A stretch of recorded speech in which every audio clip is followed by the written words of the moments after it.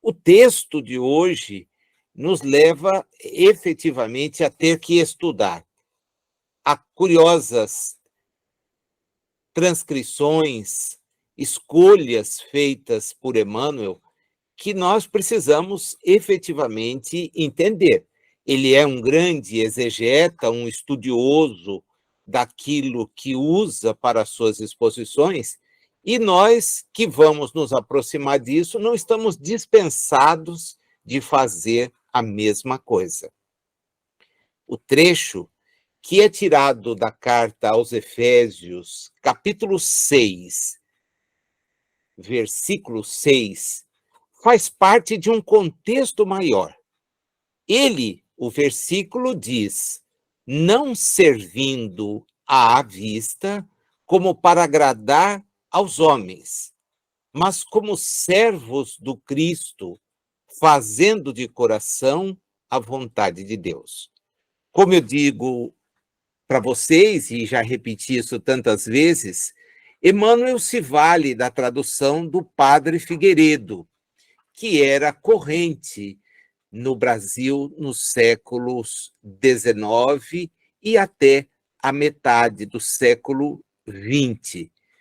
Porém, esse versículo está inserido num contexto maior. Ele começa no versículo 5 e termina no versículo 8 daquela carta. Uma carta que, com toda a segurança hoje, os estudiosos dizem não foi escrita por Paulo. James Dunn, na nova perspectiva sobre Paulo, Eugene Boring, na introdução ao Novo Testamento, Rinaldo Fabres, nas cartas de Paulo, são todos autores reconhecidos no mundo todo. E são estudiosos que lastreiam as suas pesquisas em outros tantos estudiosos.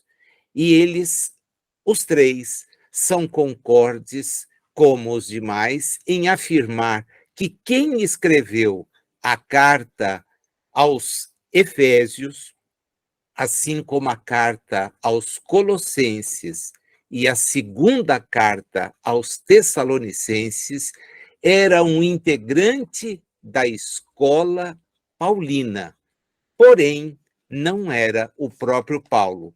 E vários são os fundamentos para que a gente possa chegar à conclusão que eles chegaram.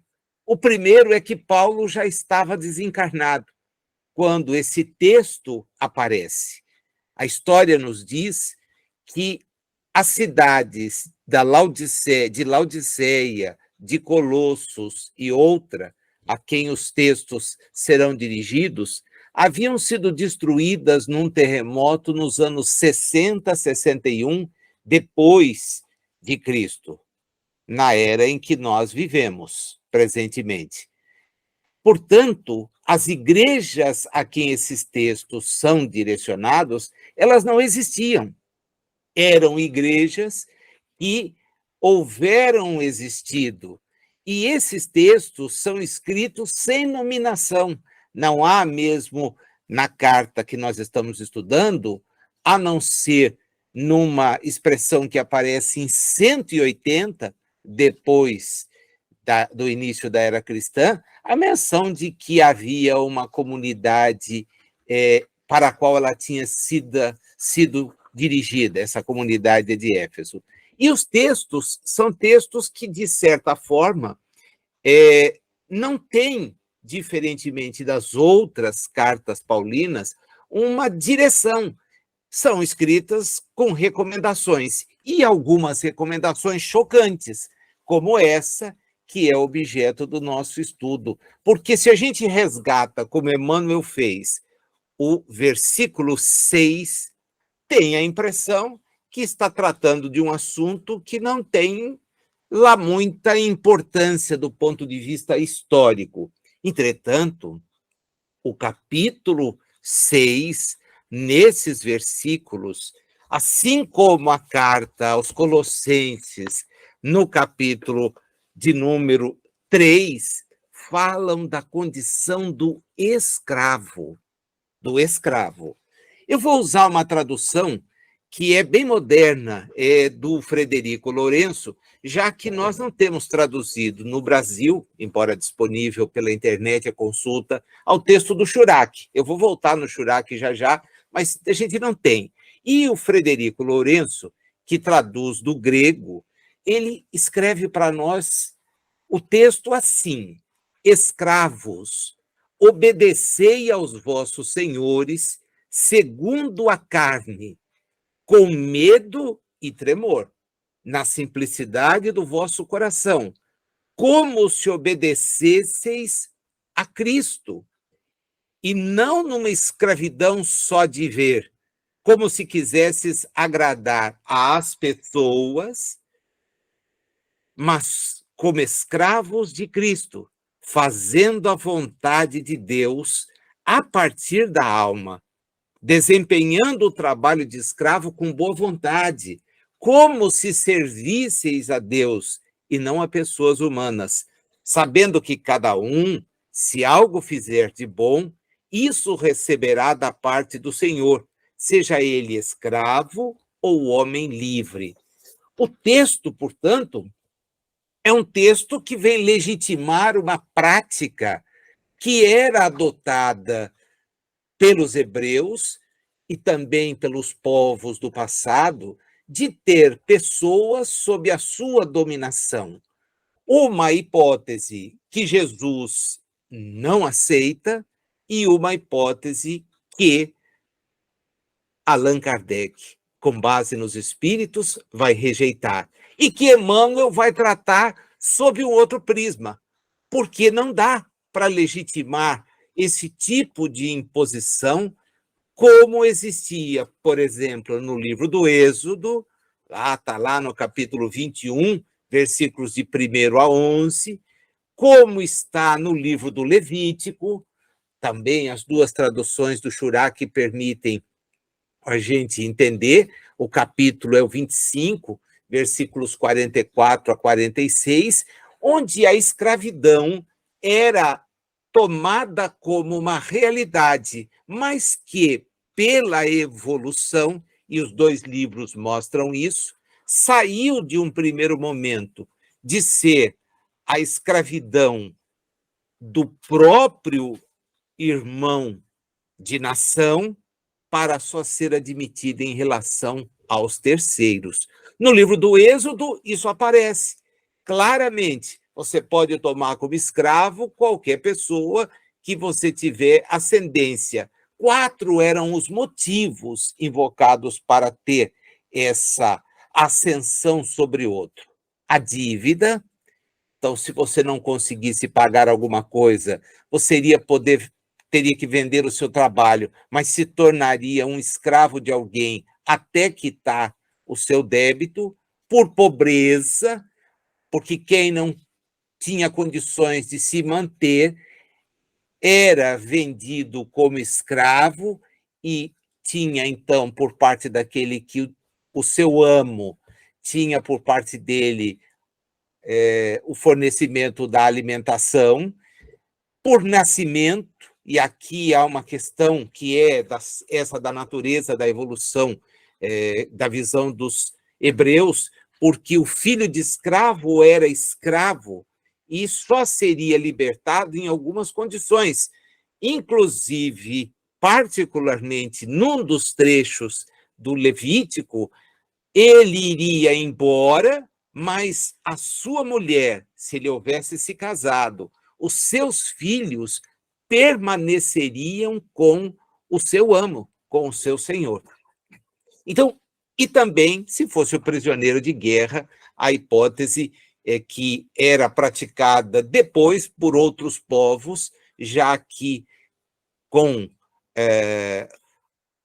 o domínio romano, os hebreus acabaram sendo dispersos. Então, percebam vocês que essa carta foi escrita mesmo por uma pessoa diferente de Paulo, porque Paulo, nas cartas que escreveu, não recomenda, como esse escritor dos 3 textos a que eu me referi, que alguém seja mantido sob o domínio de outro. Jesus, como nós sempre lembramos, era contrário a esse tipo de postura, né? Há um trecho do Evangelho de Mateus, capítulo 22, versículos 35 a 40, que na beleza do Churaque fica poético. Entre eles, um mestre da Torá o interroga para pô-lo à prova. Ele diz: Rabi, qual é a ordem mais importante da Torá? Ele lhe diz: amarás a Yahvé, teu Elohim, de todo o teu coração, de todo o teu ser e de toda a tua inteligência. Esta é a maior e a primeira das ordens. A segunda lhe é semelhante: amarás teu companheiro como a ti mesmo. Nestas duas ordens estão fundamentados toda a Torá e os inspirados. Os peroxins, né, aqueles que eram os estudiosos, acabam se afastando de Jesus quando eles ouvem essa sua recomendação. E por quê? Porque aqueles que tinham a formação ligada ao hebraísmo não compreenderam a mensagem de Jesus, não a entenderam. E Paulo, fariseu que era, quando passa a ser orientado pelos seguidores diretos de Jesus, também se volta contra certas prescrições e não poderia endossar uma questão assim. Jesus não faz, os espíritos muito menos. Livro dos Espíritos, parte terceira das Leis Morais, capítulo 10, Lei de Liberdade. Quando Kardec pergunta sobre a escravidão, as respostas são objetivas, claras. 829, é contrária à lei de Deus toda sujeição absoluta de um homem a outro homem. A escravidão é um abuso de força. 830, o mal é sempre o mal, e não há sofisma que faça se torne boa uma ação má. Aquele que tira proveito da lei da escravidão é sempre culpado de violação da lei da natureza. E mais adiante, quanto mais desenvolvida for uma sociedade, e, sobretudo, depois de Jesus, sua razão só pode lhe mostrar que todos são iguais perante Deus. E ninguém pode ser desculpado por praticar algo que é contrário ao preceito que Jesus nos veio ensinar. Então, se a carta revelava essa questão, o que faz Emmanuel, um ex-escravo?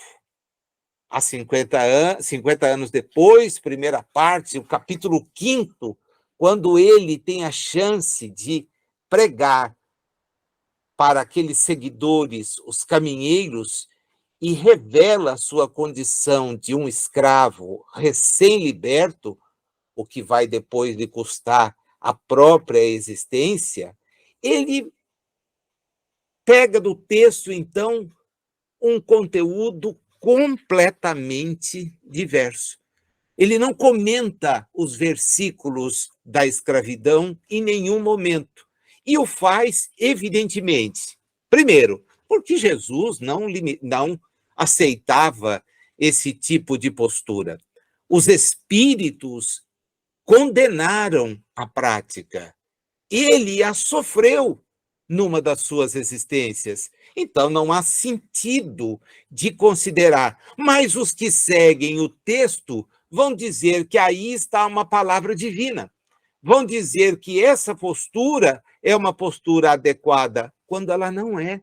Ela não pode ser. Não pode ser. É por isso que, ao construir a mensagem, Emmanuel, então, se vale de 6 grandes posturas e parte de uma ideia que está longe de ser aquela ideia que o autor do texto queria incutir e que serviu de base, sim, para muitas expoliações ao longo dos séculos. Nós já falamos aqui, o Brasil foi o último dos países em que a liberdade dos escravos chegou. E chegou de forma extremamente precária, extremamente cruel, sem qualquer espécie de reparação.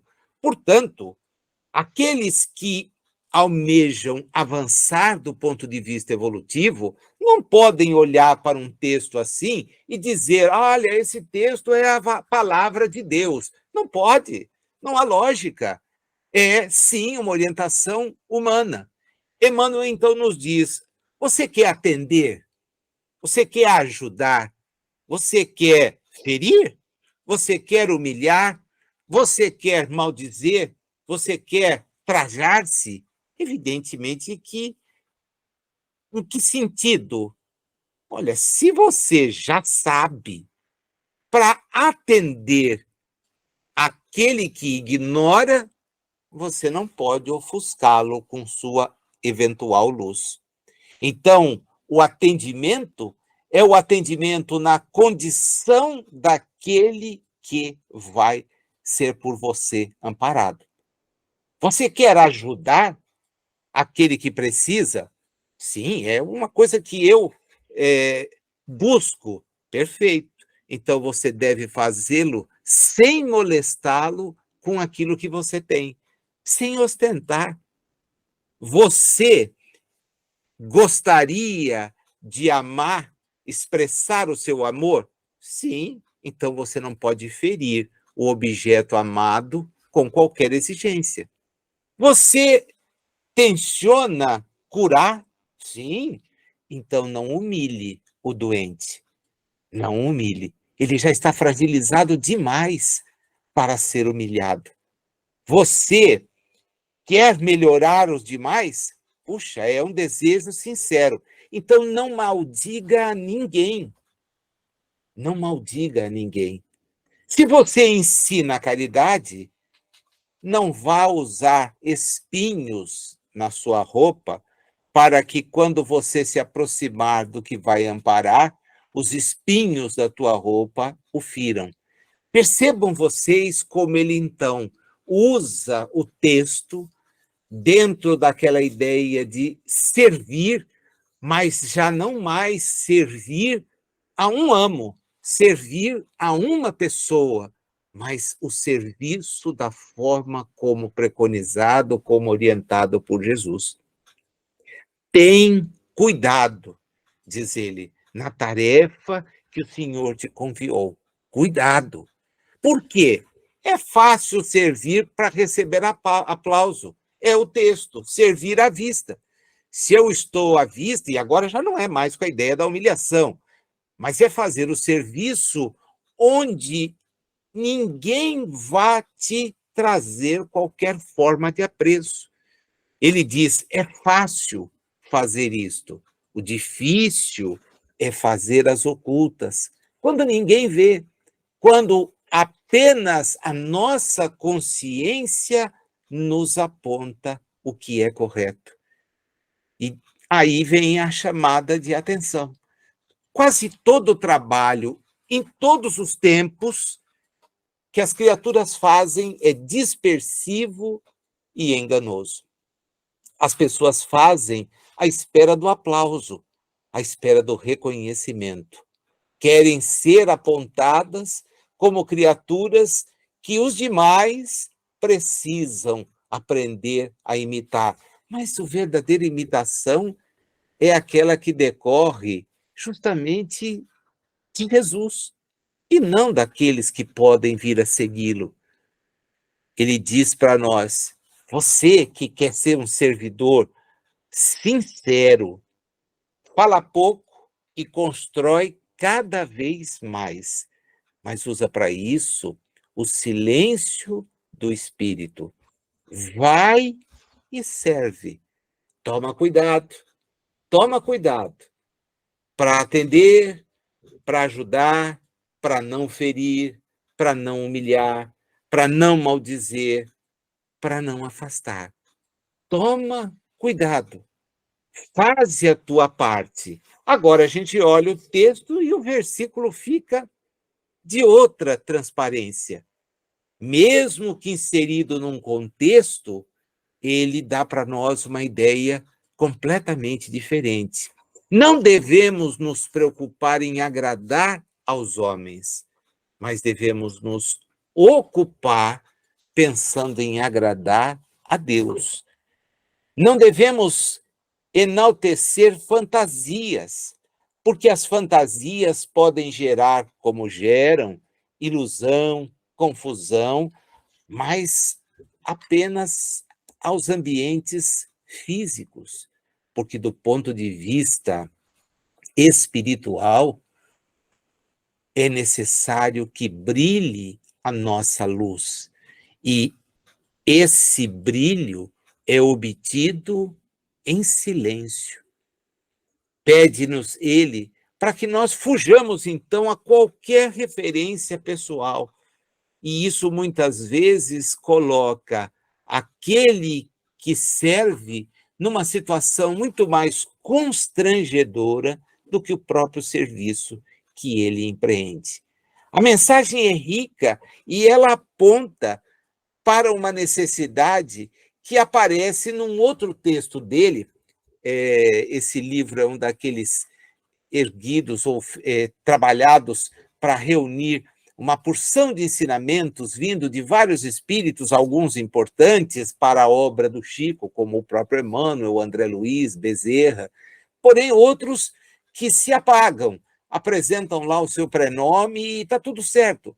Nesse livro, quando Emmanuel fala no estudo, sobre o estudo da verdade, ele diz que nós só conseguiremos efetivamente cumprir tudo isso do servir se nós eliminarmos das nossas práticas aquilo que é do homem velho, o monumento da incompreensão, como ele destaca. E diz assim, é tão fácil entender o homem velho que presente em nós, porque ele ensina a paz, só que fomenta a guerra. Ele fala em amor, mas pratica o ódio. Ele prega a concórdia, no entanto, trabalha pela desunião das criaturas. E diz, como é possível isso? Como dá para entender as pessoas que não jogam fora aquilo que já não lhes é mais útil? E apresenta umas situações que fica difícil a gente não imaginar a nossa postura. Porque ele diz, você paga aluguel para a casa que abriga o teu corpo. Liquida os débitos com o consumo de água e luz. Você, com muitos esforços, compra o comprimido que te tira a dor. Recompensa até aquele humorista que te faz dar risada. Se vai a um hotel, a um restaurante, paga a gorjeta de quem te serve. Compra bilhetes para se deslocar de trem, de ônibus, salda contas que tem no mercado, no armazém, com a lavanderia, já que você não quer passar fome e nem respirar a imundície. Chega até mesmo, diz ele, absurdamente, a pagar os prazeres baixos do instinto, que lhe desgastam a saúde e desfiguram o caráter. Meu amigo, para e acorda. A verdade exige esforço próprio. A iluminação espiritual sem trabalho de elevação íntima não existe. Você paga o preço das batatas para o plano inferior, mas reclama gratuitamente a luz eterna, achando que conhecimento divino é prêmio à ociosidade. Quem pensa assim se perturba, não chega a lugar algum. E se a dúvida da necessidade do esforço faz parte da ciência, já que ela permite que a gente vá sempre descobrindo mais, em termos de moral, de fé, A dúvida revela incapacidade espiritual. Os que não trabalham para ser melhores não são dignos do pão do Espírito. Tome cuidado, tome atenção, fique atento. É justamente o que a mensagem deste item em silêncio nos recomenda. Nada de destaque, corrigindo-nos a nós mesmos, mas com firmeza, fazendo tudo o que estiver ao nosso alcance para que as nossas ações cheguem àqueles que delas precisam sem qualquer alarde, sem qualquer destaque. Vejam vocês como um texto que, por si, revela uma crueldade, uma prática que eu não acredito, porque ela não aparece em outros textos, a não ser os que não foram escritos por Paulo. Ela não revela uma prática dele, Paulo. Dele, Paulo. Tá? Embora fosse preceito de observação autorizado pela Torá. Mas Jesus vem dizer que a Torá tem outro propósito. Quem a lê da maneira como está fazendo não está atento ao Espírito. E, não estando atento ao Espírito, corre o risco de perder a oportunidade de avançar. Ninguém tem o direito de ter outro sob seu domínio. Isso é absurdamente inaceitável. Porém, naquilo que nós vamos fazer como servos, agora servos de uma estrutura maior, servos na busca da própria evolução, que vão conhecer e se empenhar, é preciso fazer o bem de maneira silenciosa. Silenciosa. Agindo sempre, em todas as oportunidades que tivermos, para que o trabalho que desempenharmos seja o melhor possível e a nossa consciência nos traga a paz que tanto desejamos.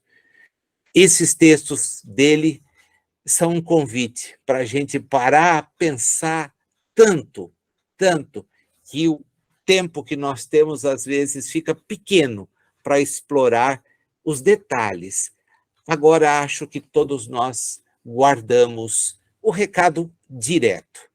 Fazer sem chamar a atenção e não imaginar que conquistaremos o progresso espiritual sem esforço, sem apagar velhos ranços, velhas práticas, que podem até aparecer como legítimas para quem as escreveu ou para quem pensou, mas que não são dignas de quem quer seguir a Jesus. Obrigado pelo carinho da atenção, uma excelente semana para vocês.